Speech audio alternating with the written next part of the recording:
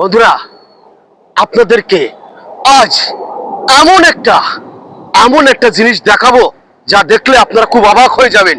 এই জিনিস হিন্দুদের ভাগবত গীতায় বারবার করে এই জিনিসটার এর নাম দেওয়া আছে বারবার।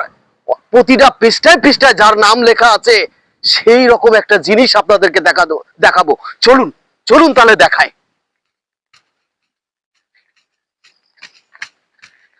এই যে এই যে বন্ধুরা, দেখতে পাচ্ছেন আমি কেন বলেছি শ্রীমদ ভাগবত গীতায় বারবার লেখা আছে? সেটা কি? সেইটা হচ্ছে অর্জুন। অর্জুনের নাম লেখা আছে।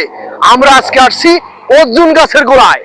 আর অর্জুন গাছের গোড়ায় আসলেই শুধু হবে না, এই অর্জুন গাছ তো আমরা জানি, অর্জুন গাছের ছাল গুঁড়ো করে খাইলে, মধুর সঙ্গে খাইলে, ভিজিয়ে খাইলে আমাদের হার্টের রোগ সারে।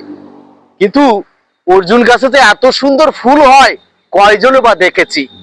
আজ আপনাদের দেখাতে চলেছি যে অর্জুন গাছে কত সুন্দর ফুল হতে পারে।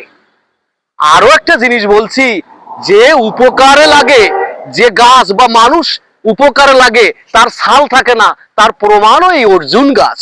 ধন্যবাদ বন্ধু, আজ যাই।